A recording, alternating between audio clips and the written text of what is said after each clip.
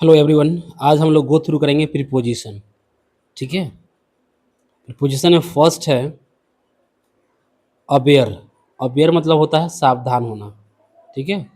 उसका बाद बी बर मतलब होता है सावधान। Take care. ठीक है। टेक केयर यानी तीनों आपको जो दिया हुआ है तीनों के साथ ऑफ का प्रयोग करते हैं। किसका प्रयोग करते हैं? ऑफ का। ठीक है। Aware of, beware of, take care of. Clear हो गया?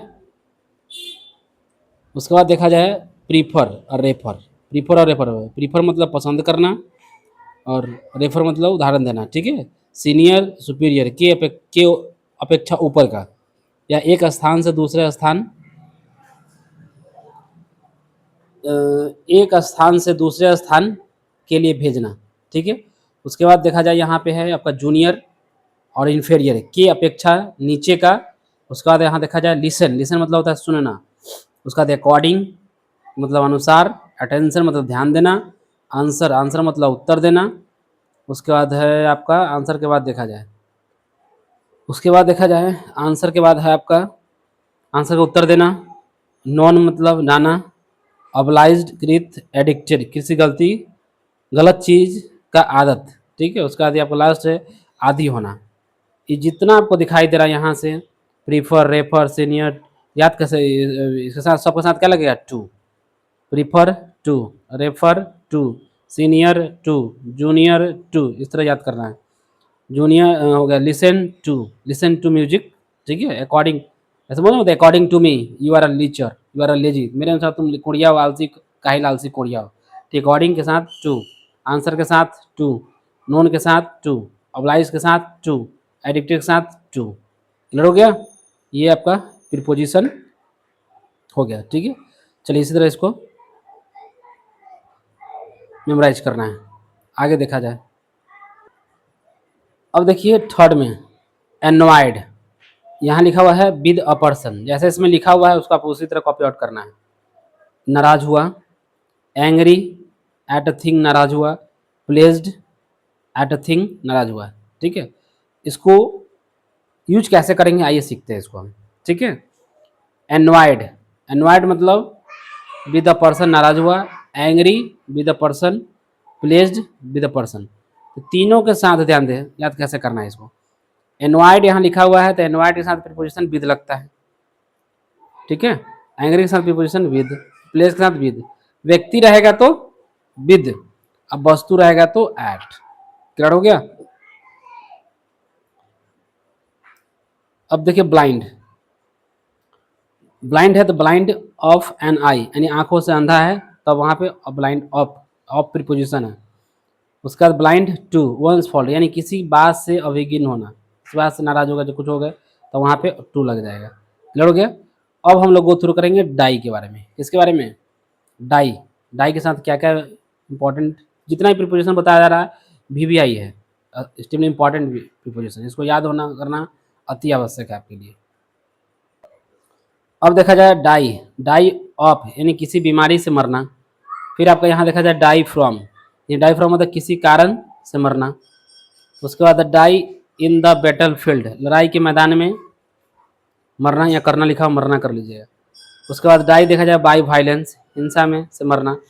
उसके बाद देखा जाए डाई फॉर वंस कंट्री, देश के लिए या किसी के लिए मरना। उसका बाद डाई थ्रू नेग्लिजेंस, ध्यान न देने के कारण। ठीक है। तो सबके साथ डाई के साथ क्या क्या प्रीपोजिशन लगा है सब यहाँ दिया हुआ है। चलिए फिर आगे हम लोग 6 नंबर को गो थ्रू करेंगे। चलिए देखिएगा, प्राउड।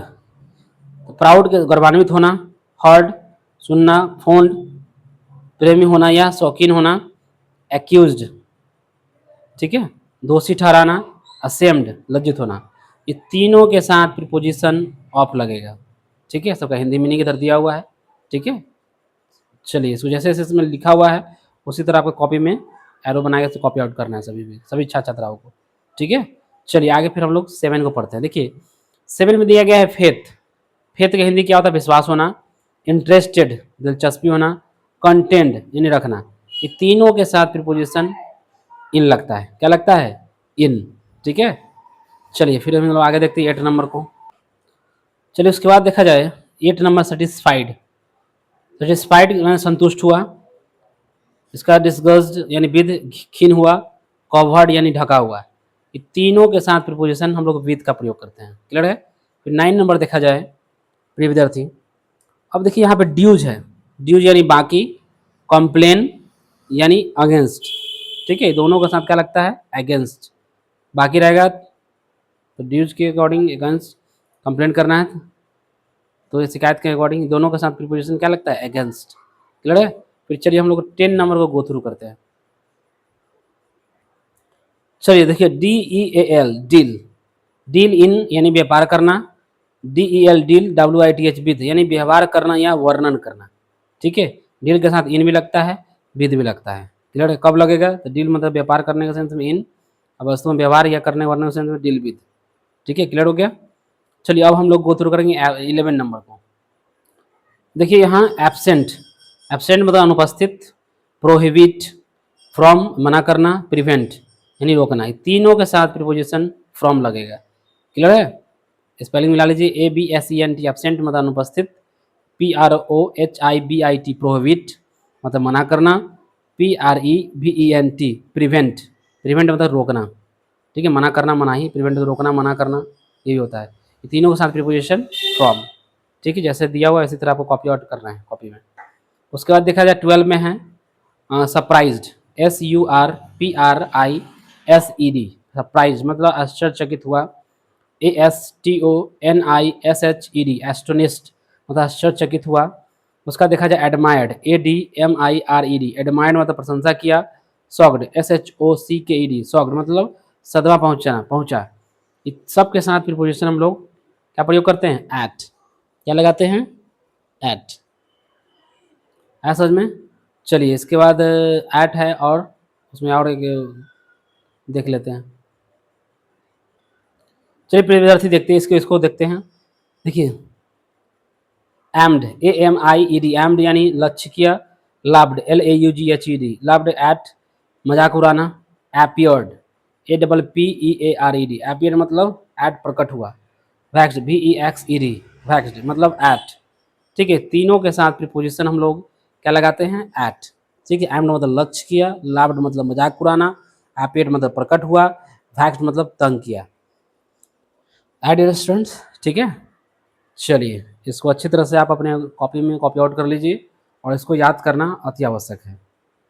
ठीक है, जब तक आप याद नहीं करेंगे आपके प्रीपोजिशन हमेशा गलत होते रहेगा। तो चाहते हैं कि गलत ना हो प्रीपोजिशन किसी भी सेंटेंस में, तो आपको एनी हाउ प्रीपोजिशन को इसको याद करना पड़ेगा किसी भी तरह। ठीक है, प्रैक्टिस कीजिए, बार बार पढ़िएगा। You should revise the total chapter. ठीक है, चलिए have a nice day on my behalf everyone, bye bye.